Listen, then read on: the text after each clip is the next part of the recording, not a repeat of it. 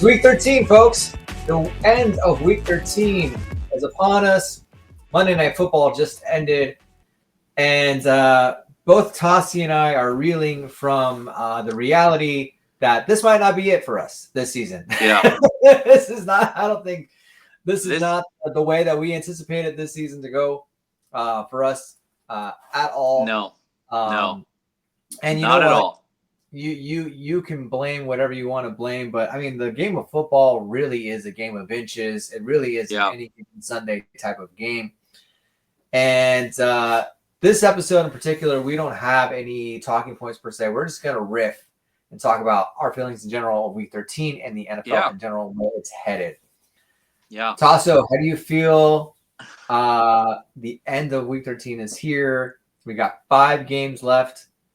A lot can happen in 5 games, so specifically in the NFC West. A lot can happen in 5 games. But with 5 games left, my division's a wrap. The Buffalo Bills have claimed the AFC East title with 5 games left. You want to talk about dominance? That is dominance. That is dominance on another level. How and many that's in a row?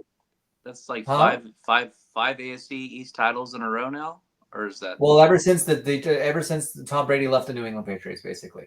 Yeah. Like ever since Tom Brady left, which was 2020, right? Well, I think they probably won that last year Brady was there because he had a bad year.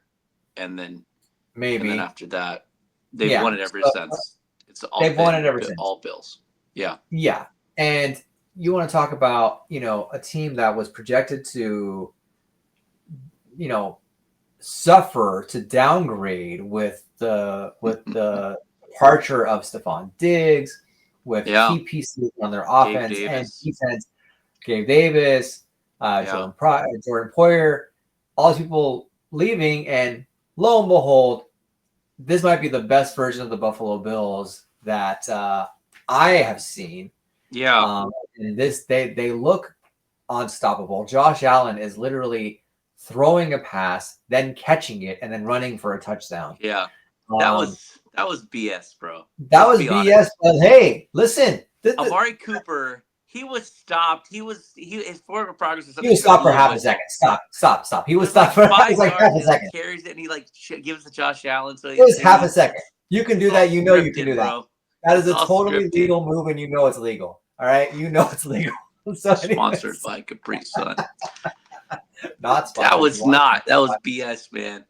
You know what? I hated that play. I hated that play. But then at the same time, I'll tell you, I love that play because I have Josh Allen in fantasy, and I got double points, baby. Yeah, double bro. Points. That play alone got you like 20 points and a passing touchdown. So I got 12 and a half or 13 points there, baby. So it was nice. It was a good double points. I didn't need it, but listen, what do you do?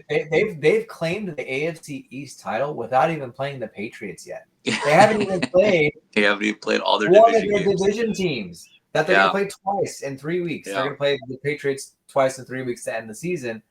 Sometimes the NFL does this. I don't know why they do that. I'm not a big fan of that. Yeah. But here you go. AFC East title wrapped up. So what's the wild card? I mean, AFC East is done. So Buffalo's got that position locked. So now for your Dolphins, you said they had to win 6 games, right? Like, so where are they at this since they lost to Green Bay? So here's my thinking, okay? Because I'm not entirely convinced that this team has it. Okay, 3-game winning streak was nice. Tua played well, and I want to go on record and think that Tua actually played well in the Green Bay game on Thanksgiving. I think he did. Yeah. But the problem with this team is the problem with every Miami Dolphins team ever since the departure of Tony Sparano. They are not a physical team. They are a finesse team. The second you smack them in the face, you punch them in the mouth, they falter, they wither. Yeah. And that is just the nature of who they are. It might be because they're in South Beach. It might be because it's they're surrounded by beautiful women, and like, why would I put my body on the line? Yeah, I can just South Beach is fun. And just like go on a boat, go on a yacht, and just live my life. And that part I understand, right? That part I get. And Miami, by the way, South Florida has always been a college football town and not so much a pro football town. So even if the Dolphins are balling, they're still not selling out that stadium. It's definitely not Bills Mafia. It's definitely not, Cowboys Nation or anything like that. It's not that level. The Miami Dolphin fans are very fair weather fans. It's too much to do. The diehard ones, funny enough, the diehard ones are the ones that actually live outside of the damn city. Those are the diehard fans. Dolphin fans travel really, really well. But all that to say is that I'm not convinced that they beat the Jets twice. They'll beat them once. I'm not convinced they beat them twice. Yeah. The Jets have had a string of bad luck in some of their losses. Cleveland looks really good with freaking Jameis Winston. And granted, he just threw 2 pick sixes, but that's not a slam dunk anymore. No. I am not scared of the Texans or the Niners anymore. So those games I think are winnable. But at the end of the day, like, I don't think that even if they win out, okay, and they win out and they go 10-7, which is saying a lot, Denver has to lose or the Chargers have to lose. Somebody has to lose. And the Chargers, bro, their defense is stepping up. Jim Harbaugh is doing his thing with that team. Like I predicted he would at the beginning of the season. We did. We talked about it, and he's doing exactly. He's winning exactly how we thought he would. Like running the ball, running the ball in defense. That's how he does it. That's how you win. The games that they lose, it's when Herbert is throwing too much. But when they're winning, it's because their defense crushed Kirk Cousins. You think he threw 4 picks, or maybe you got to be physical in this. Man, you got to be physical. Look at the Pittsburgh Steelers, and I know we're kind of ping-ponging everywhere, but look at the Pittsburgh Steelers. 9-3, throwing up 44 points against the Bengals, okay? And granted, the Bengals scored 38. Again, Joe Burrow might be the best quarterback with a losing record in the NFL right now. He is. He's having an MVP-type season, and yet he is not going to make a play. Just can't have a worse record than Miami. Anyone, by 1 game, but still, yes, they do. Well, and so, but to answer your question about the Dolphins, a lot has to happen. A lot has to go the right way. They basically have to win out. They basically need the Jets twice, the Texans, the Niners. Yeah, and I'm missing one. I said the Jets Cleveland, twice, the Niners, and Cleveland. Thank you. Those are the 5. Yeah. So, who do they play next week? That's a tall task. The Jets. They've got Jets next week. Yeah. The Jets are coming off of a disappointing loss to the Seahawks. They blew that game. Absolutely. The Jets are not 21. The Jets are not a get right game. They're not. They're still playing well. They were up in the second quarter and they were about to score a touchdown. They were up 21-3, I want to say it was. Yeah. And then Aaron Rodgers throws a terrible pass to Garrett Wilson. He was wide open in the corner of the end zone. And then on the next play, he throws a pick 6 to Leonard Williams. And he runs it back, big man touchdown, almost 100 yards, pretty much puts Seattle back in the game. Seattle sticks with it. I don't think the Jets scored at all the rest of the game, and Seattle ends up winning the game. And that was a huge blow to the Niners, who went into Buffalo and frankly just got destroyed. Yeah. I thought so. Going back to that game, when we talked before the game, I said they could run the ball on them, and that's how they're going to win. Running the ball, being physical, and then stopping Josh Allen. They ran the ball really well until Christian McCaffrey got hurt. Yeah, they were pretty much in the game. Even up to when Juszczyk fumbles on the goal line, they're in the game. I mean, they're down. If he scores a touchdown there, they're still down 11 with pretty much the whole second half to go because I think there was still 11-something minutes left. And so that game easily could have changed. They could have started stepping on defense, but they could not stop Josh Allen. We said, he threw a pass to himself, got the stupid lateral, whatever. He, had a rushing touchdown, he had a passing touchdown, and he had a receiving touchdown. Last time person who did that was Christian McCaffrey, who unfortunately now has a PCL injury. He's going to be out pretty much the rest of the season, regular season at least. But he's pretty much if they make it to the playoffs, they're playing the playoffs. Yeah, and that's an if. And then of course, and Jordan Mason also is going on IR. So now they've lost their 2 top running backs. They're going to have to go with Isaac Orendo and Patrick Taylor, and they're hurting because they're getting a Chicago team now. They basically are like the Dolphins. They have to win out. So they got Chicago next week, and Chicago just fired their head coach. We all know how that goes. That's always something that kind of galvanizes teams. Oh, yeah.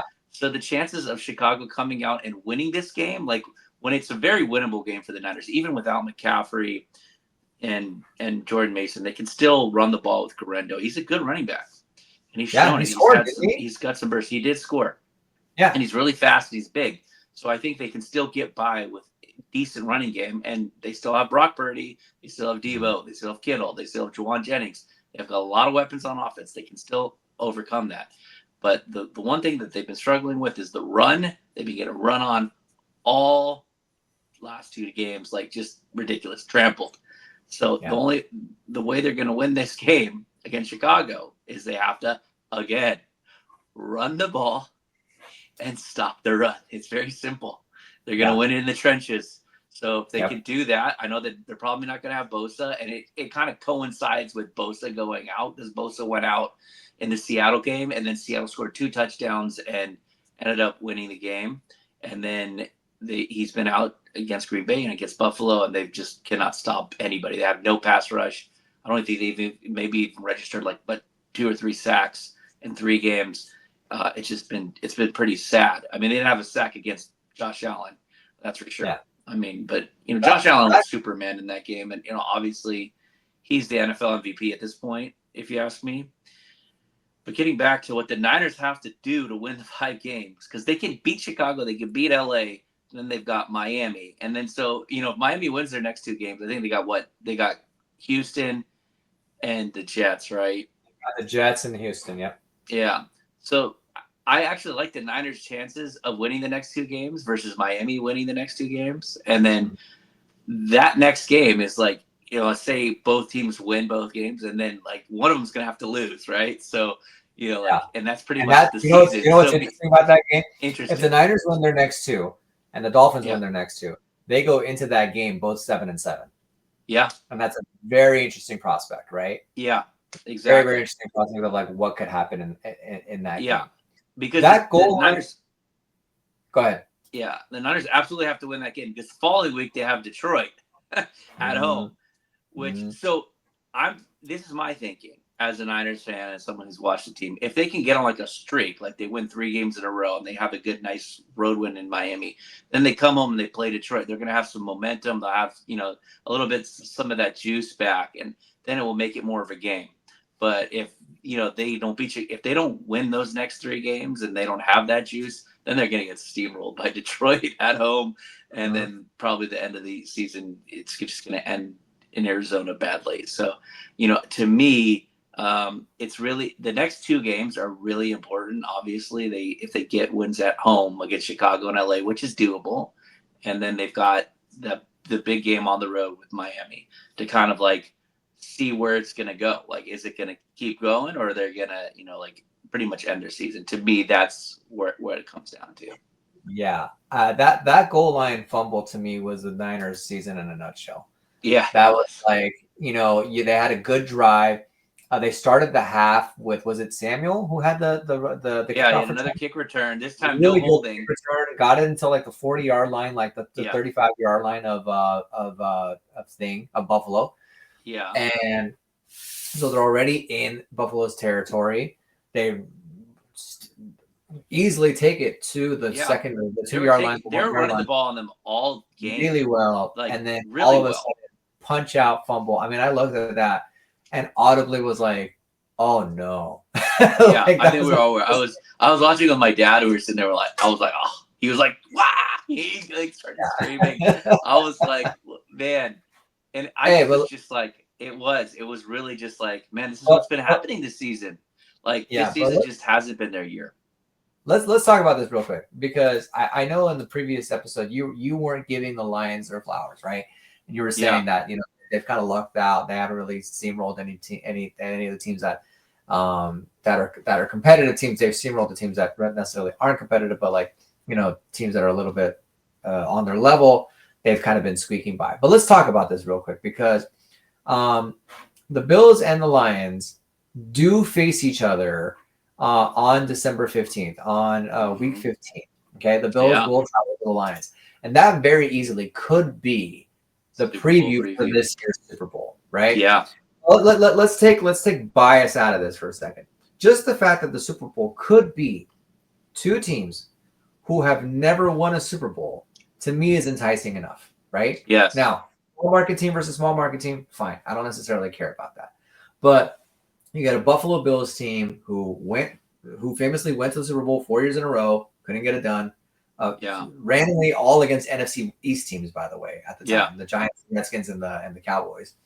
And then you have a Detroit Lions team who I don't even know if they've ever made it to the Super Bowl, but they've definitely never won one, right? Probably so sometime in the 50s, maybe. So now Super Bowl was even invented. And you know what's crazy about this is that both of those teams are physical as hell, right? You talk about Sean McDermott as a coach, and you talk about Dan Campbell as a coach.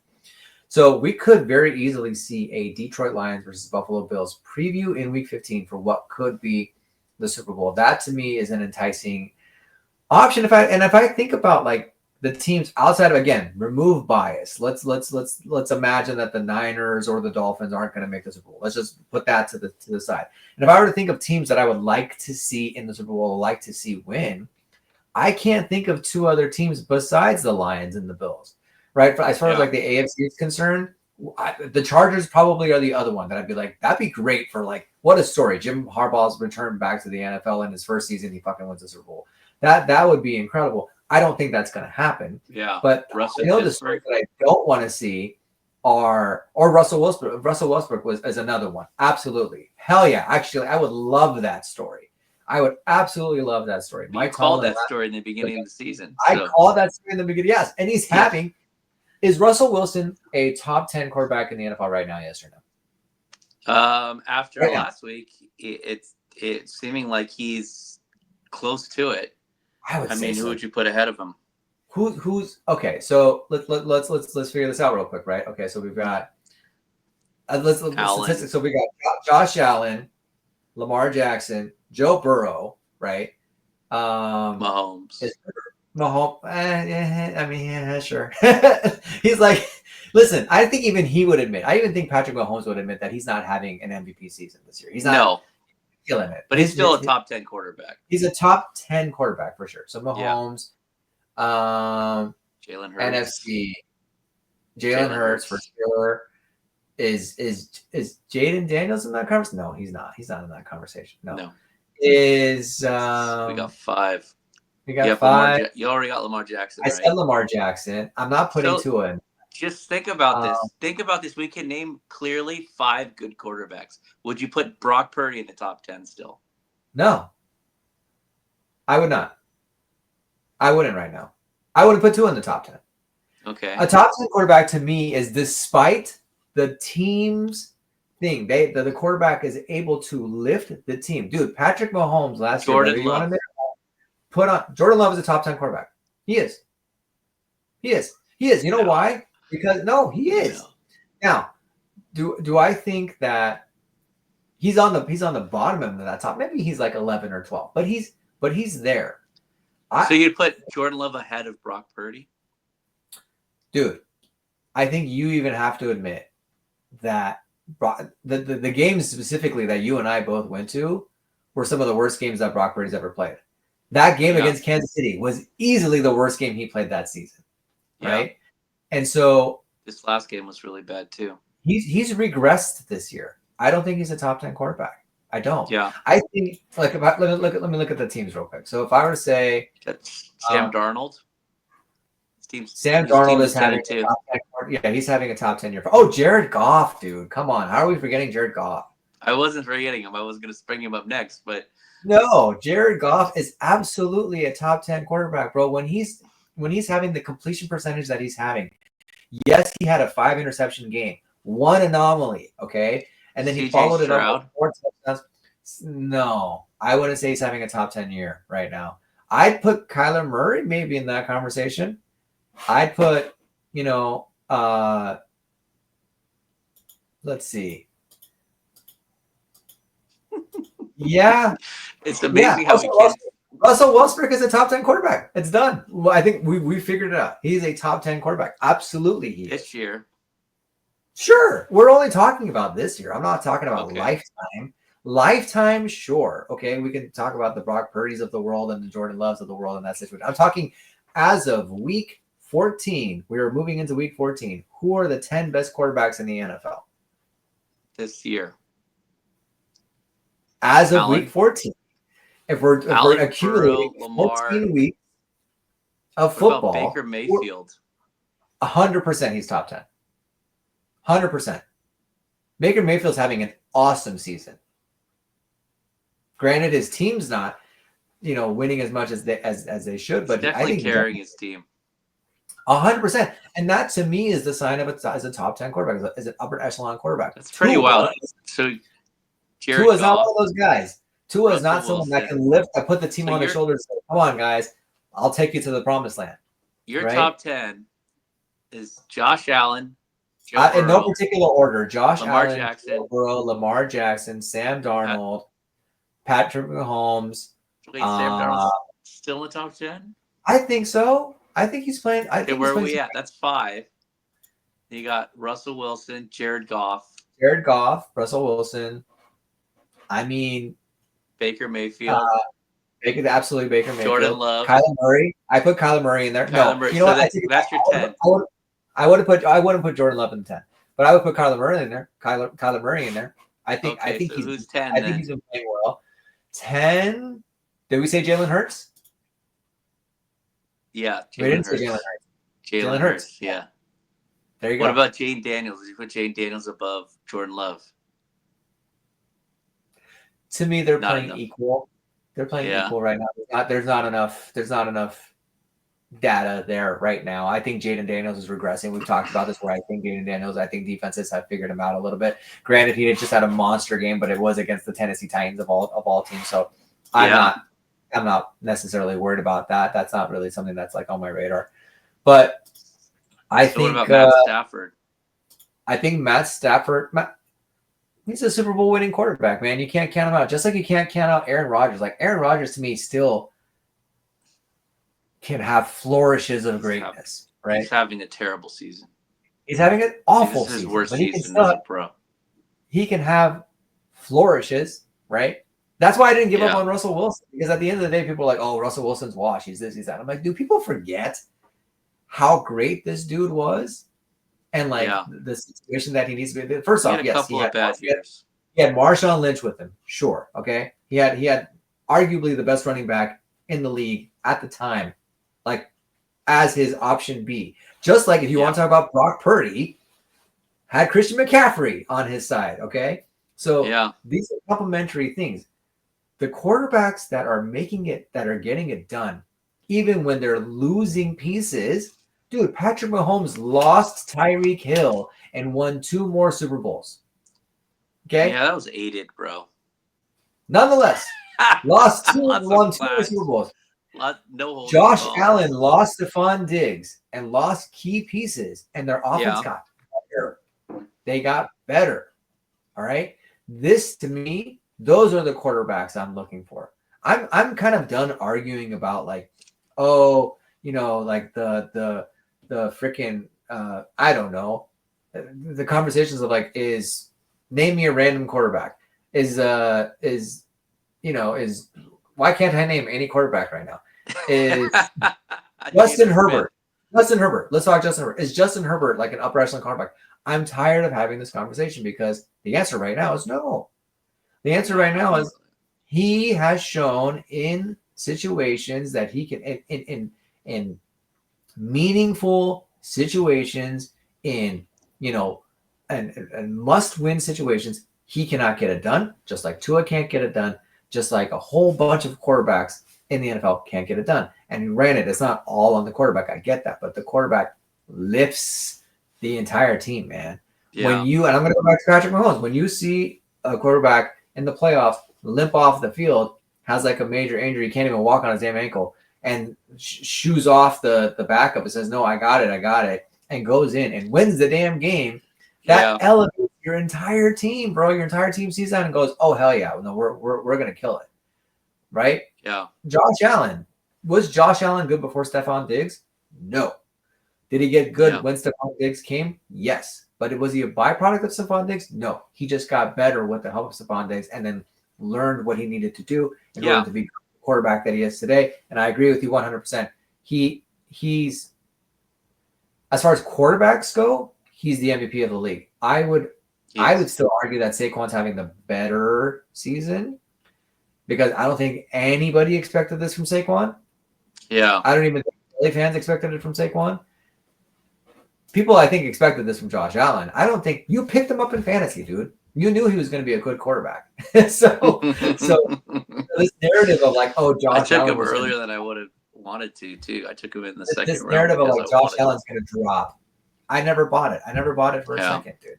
I never bought it for a split second. But yeah, so that goes to show that's you, man. That's your take. So you want to see Buffalo going back. You want to see Buffalo and Detroit. That's your two.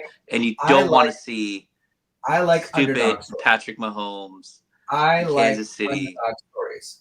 I do. And the fat man Andy Reid. Doing this podcast, I said that my pick for the Super Bowl was going to be a rematch between the Niners and the Chiefs, and I had predicted that the Niners were going to win because I like underdog stories. I like the story of Kyle Shanahan finally getting over the hump, figuring out how to win the big game, not messing it up, not trying to be all fancy, not trying to be all cute, just run the ball down their throat, be physical, and beat the Chiefs. I thought that was a fun story. I'm not even a Niner fan, but that was a fun story for me. Hey, it was man, something that still could come true. The story of the Chiefs winning again and just repeating does not interest me in any way, shape, or form. Not because I'm a Chiefs hater, but because outside of like, oh my God, look at this incredible dynasty, there's nothing else. There's no other meat on that story. But when you have a story, they don't even have that good a team. It's like ridiculous. No, they're lucky. They should be 8-4 or 7-5 right now. 100%. Yeah. They are a blocked field goal away from losing a game. They are a couple of missed penalties away from losing a couple of games. They definitely lucked into some of their wins. There's no question about that. A toe away, yeah. But for me, like the story of the Lions and the Bills, that's a very intriguing story. Yeah. And even if Buffalo wins, they're in my division. I should be rooting against them. I couldn't care less. Like if the Buffalo Bills win, hell yeah, good for you. So I've been Bills Mafia since they played the Chiefs. Remember? Yeah, listen. And then they crushed the Niners. Like I got to do something.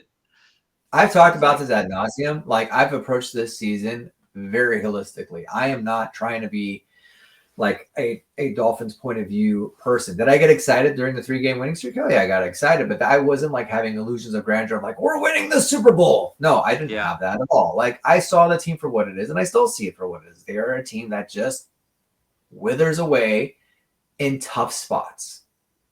Yeah. That's it. You know, honestly, you could call me a homer.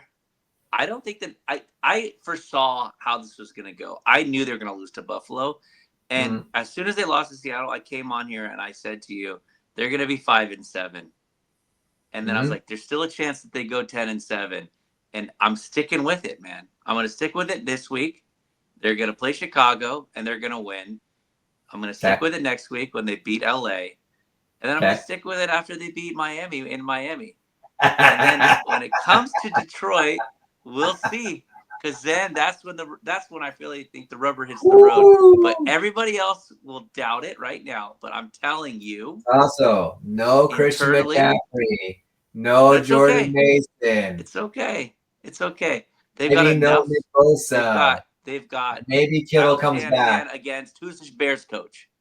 They've owned the Rams. I don't know. I'm talking about the Dolphins-Niners game, the Bears game. Well, listen, here's the thing about the Bears game. Let's talk about the Bears real quick because this Matt Eberflus situation is very interesting.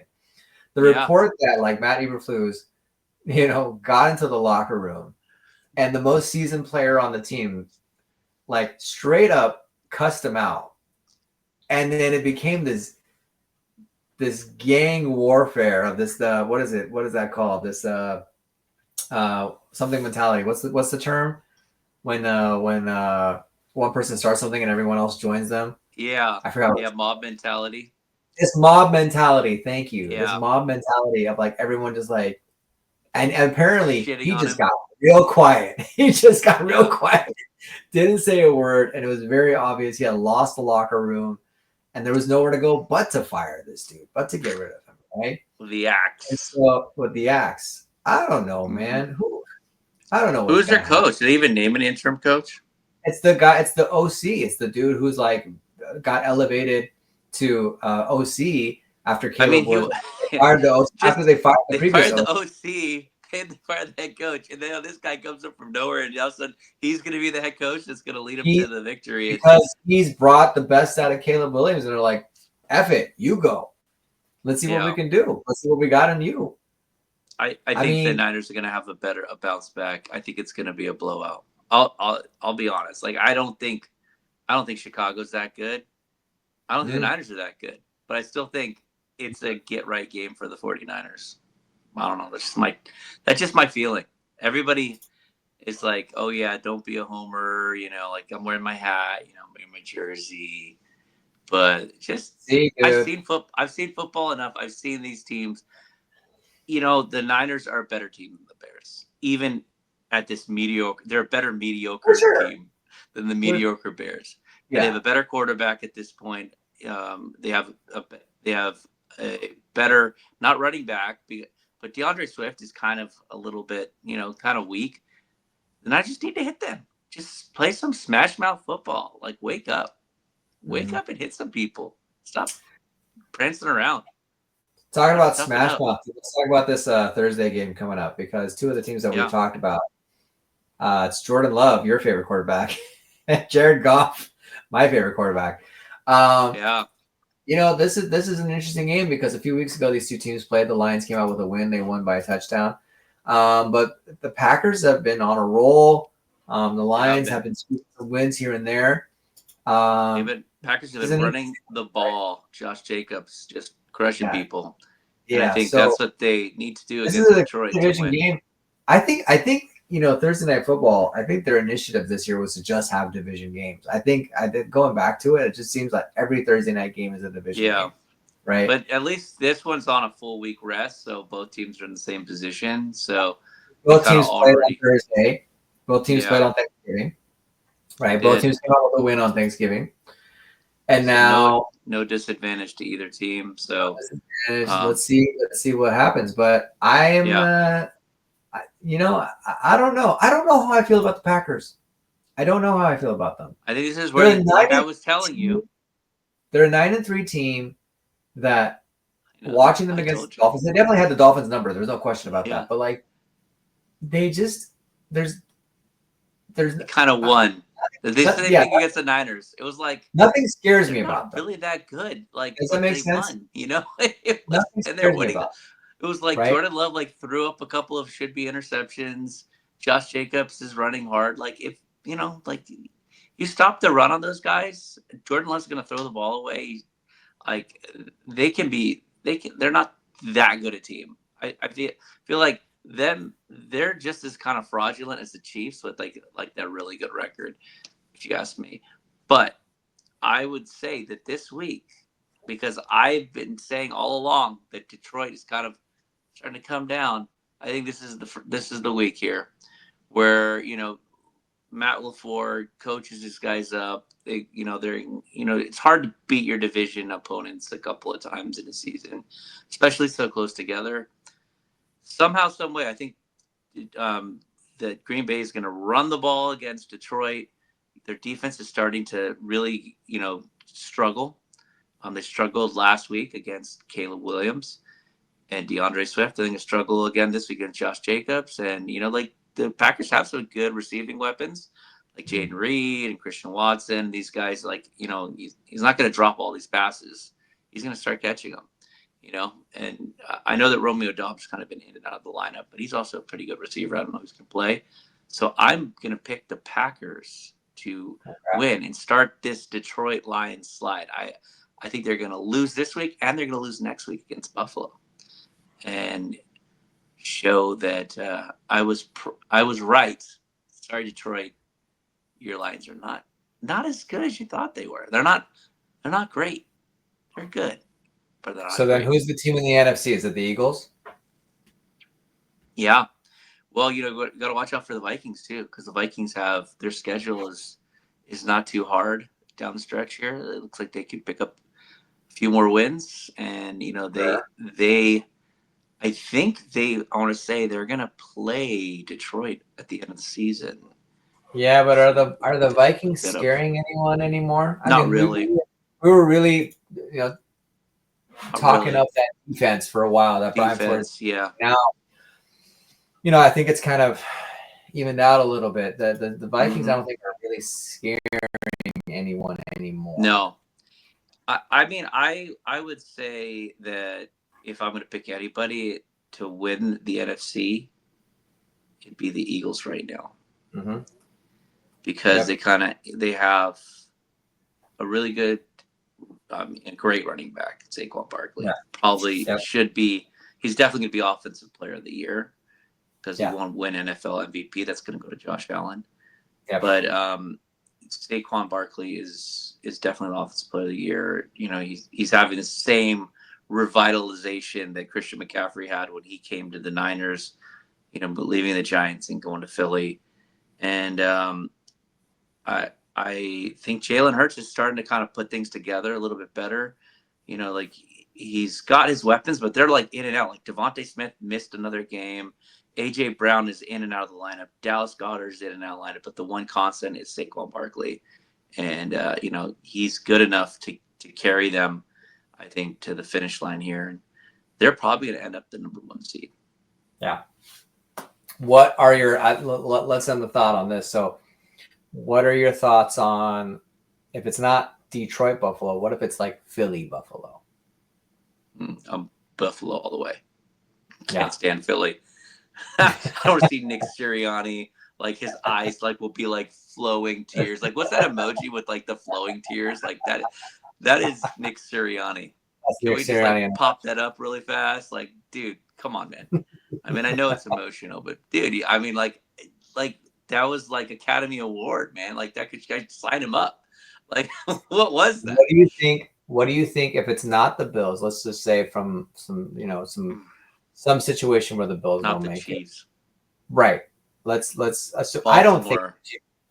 You think Baltimore would be the next one? I mean, Baltimore, they're struggling, and it's not because of Lamar. It's their kicker, Justin Tucker. He stinks this year. He missed another 2 field goals, and he also missed an extra point. They would have won the game. I mean, dude needs to start making his kicks. If he doesn't make their kicks, that's like a huge weapon. Like he was like the biggest advantage for them over these last like 10 years, right? Like, dude, like unstoppable. He could kick it. They just get to midfield and he would kick a field goal. And this year he can't make it over 50. He can't make it over 50. I know because he's actually my kicker on fantasy, and I just can't let him go. But like I keep watching him miss all these kicks, and I just want to strangle the dude. Like, dude, straighten it out, kick it. Like I mean, seriously, just kick it straight. What about? Do that? Think about this. Professional kicker. That's all you do is kick. Think about this. I just thought of a scenario that's very interesting that very easily could happen. Yeah. Pittsburgh versus Philadelphia, a Pennsylvanian Super Bowl. Yeah, that doesn't interest me at all, to be honest. Same. That sounds like it would be. I'd be happy if it was like Pittsburgh and I don't know Detroit or Pittsburgh and like whatever. Because I'm fascinated with the Russell Wilson redemption story. Like that to me is like the story that I'm like, okay, I'd be down to see that story. If I'm power ranking AFC teams, I would go Buffalo, then Baltimore, and then I guess Chargers? Pittsburgh. No, Pittsburgh third. Yeah, and then I mean I absolutely do not want to see Kansas City in the Super Bowl. Again, that would be might happen. We'll see. I think Kansas. If they made the Super Bowl, I want to see them get crushed by like Detroit or like a team like that. Like it'd be amazing. Because like honestly, like going into it last year, the Niners were such a better team than them. They were a better team. They came out. They were winning by 10. They should have been winning by more. McCaffrey had to fumble on the first possession when they're driving. They should have been up. At the first half, they could have easily been up like 17-0. And instead, they let them stick around, and they let these guys end up winning the Super Bowl. And honestly, the Niners were a better team. Everybody knows it. They were a better team. They were even favored this year coming into it, not Kansas City. The Niners are favored to win the Super Bowl. So in my mind, it's just so annoying that these guys just get to stick around. Like, they should just get their ass kicked. They're just not that good, but they keep winning. I think it says a lot that despite their deficiencies and maybe not being the best team in the NFL, now not particularly this year because they have lucked into some wins for sure, but they are and they get the calls, bro. They get the calls or they don't get the calls. They find ways to win. Yeah, whether it's through the calls, they find ways to win. Okay, they always got that yellow flag in their back pocket, ready to go out when it needs to come out. You know, in the right situation. The refs are not helping them on every play, man. You know that. Well, but as you drink your Capri Sun, I think this is a good spot to end our thoughts on week 13, our ramble. Hopefully you enjoyed it. By the way, if you enjoyed this episode of the PTW podcast, make sure to like and subscribe to us here on our YouTube channel as we continue to bring you 2 episodes per week for the rest of the season, postseason included, Super Bowl included. Jameis Winston, man. How is he going to throw 2 pick sixes and for 500 yards? That's insane. And my lose. Closing thought. And lose. Insane. But until next time, my name is Amir from the PTW podcast. This is Tossie, the football Greek. We'll see you all next time. Take care. Peace out. See you guys next or later this week. Yes. Yes. Bye.